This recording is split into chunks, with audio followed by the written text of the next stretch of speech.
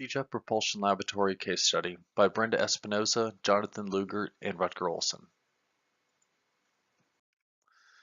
A little introduction to JPL. The Jet Propulsion Laboratory was founded during World War II to develop test rockets and guided missiles under the direction of the U.S. Army. From there, JPL became NASA's primary planetary spacecraft center.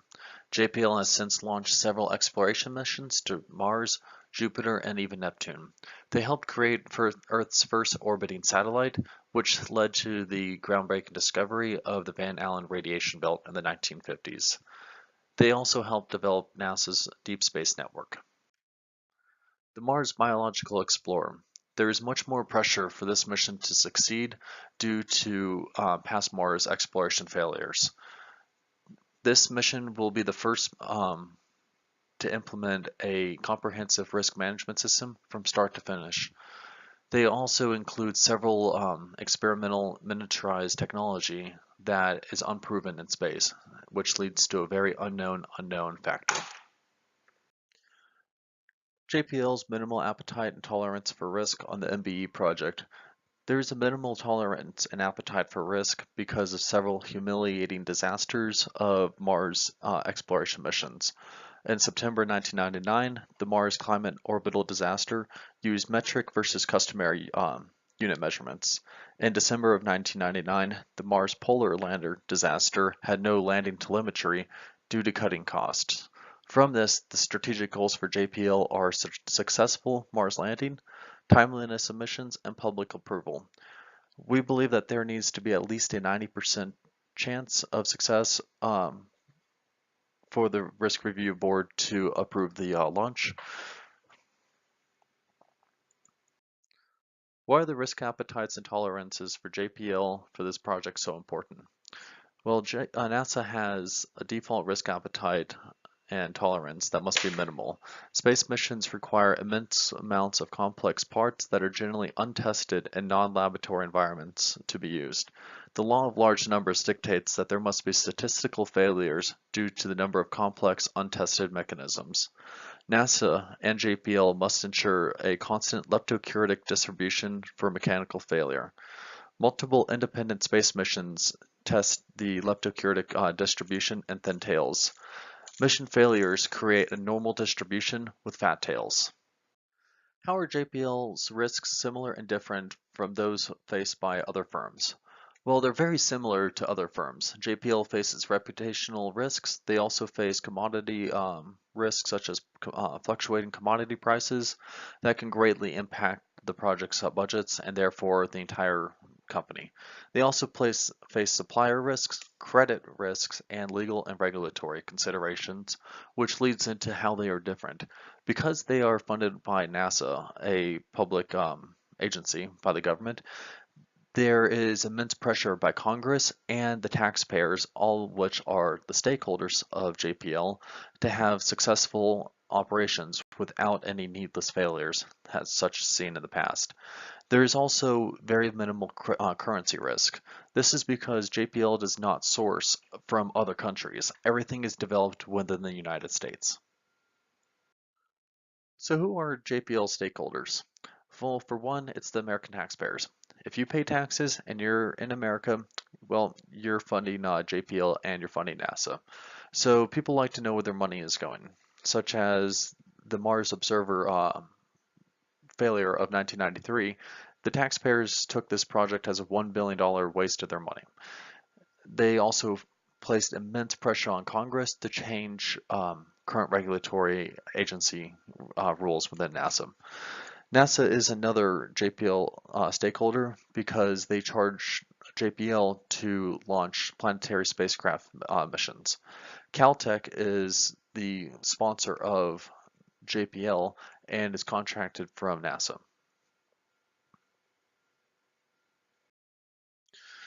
So Gentry Lee, he's the best person for the job. Gentry Lee, a graduate from the University of Texas and MIT, was a former JPL engineer. He worked on the Viking project from 1969 to 1976. This team successfully engineered the first spacecraft landing on Mars. He was subsequently promoted to chief engineer to lead the Galileo project. This was the last grand-scale mission that explored Jupiter and mapped out the major orbital moons of Jupiter.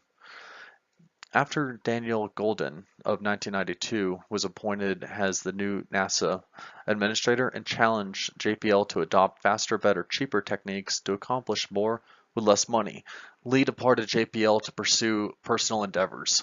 These personal endeavors included co-authoring 4 science fiction novels with the world-famous Arthur C. Clarke.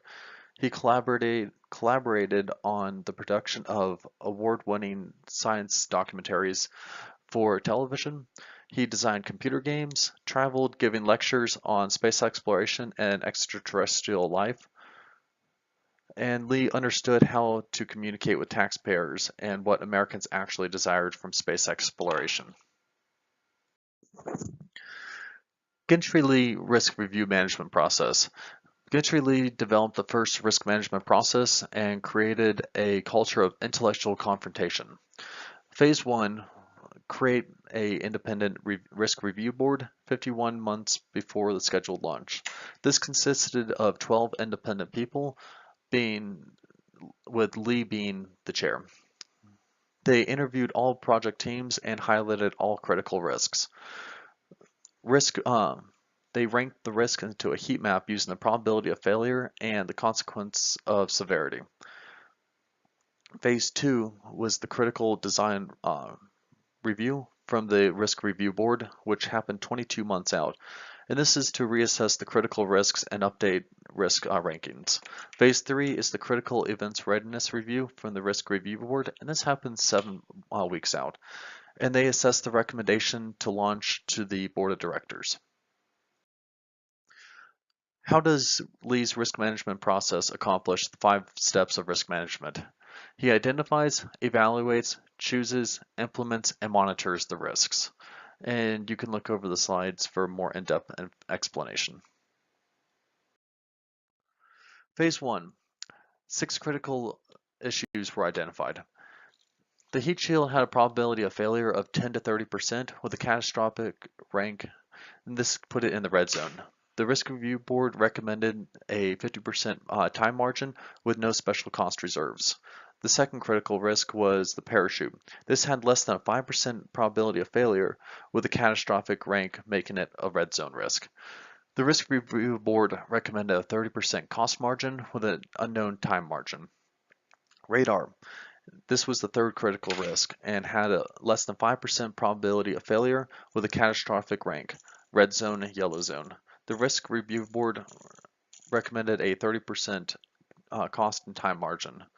The solar arrays had a significant 30% or greater probability of failure with a high consequence rank. This was placed in the yellow zone. The RRB recommended a 50% cost margin and an unknown time margin.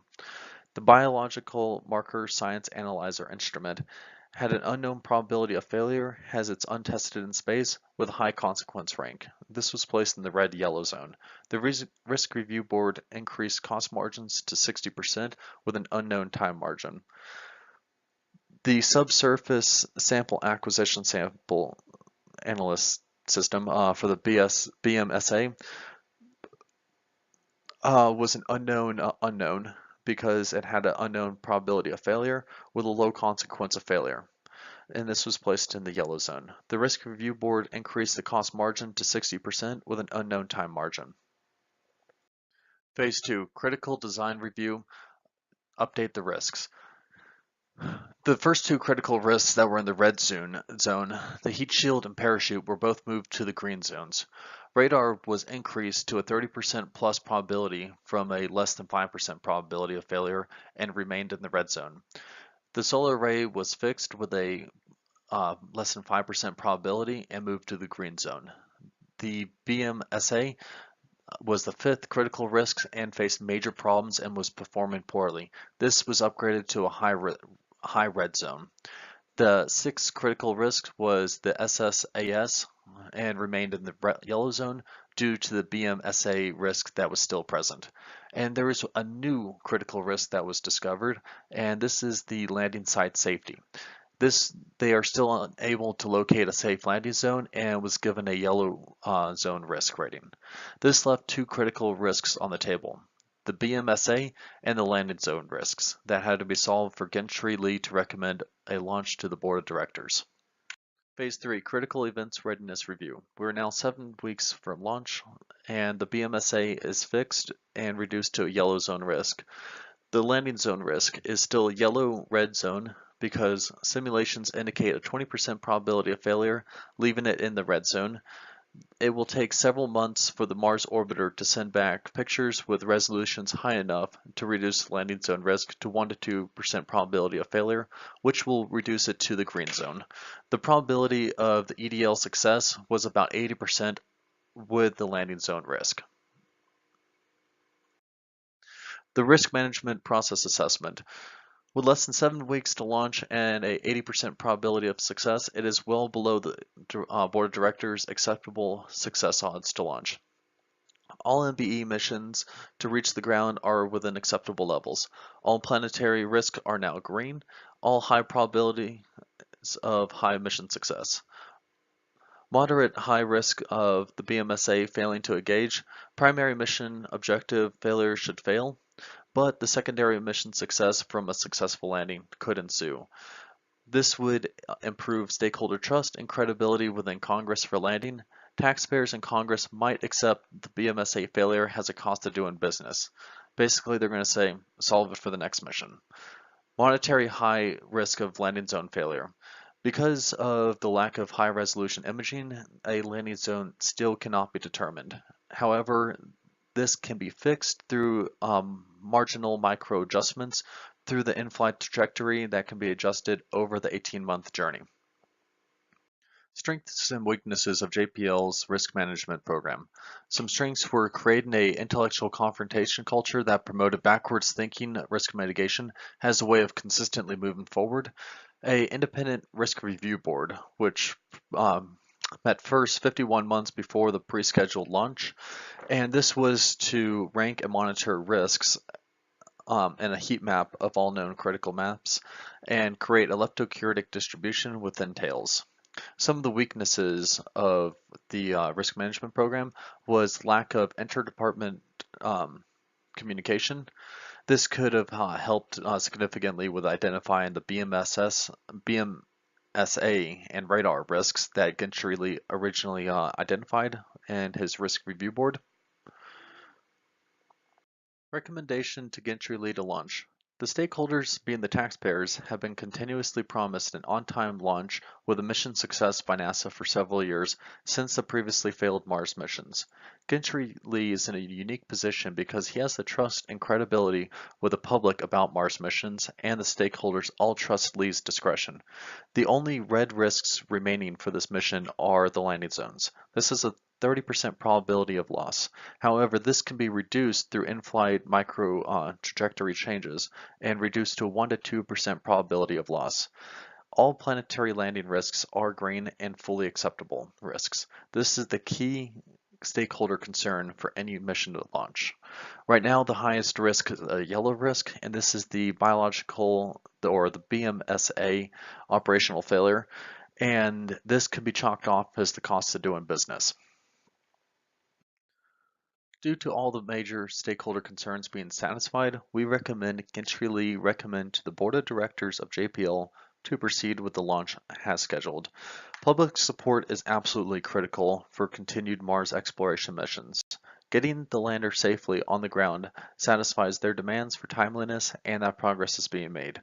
Without the support of the public, space exploration is a futile endeavor and will never make progress. Public must be included and they must understand that progress is being made. They also understand that space exploration is a pure risk.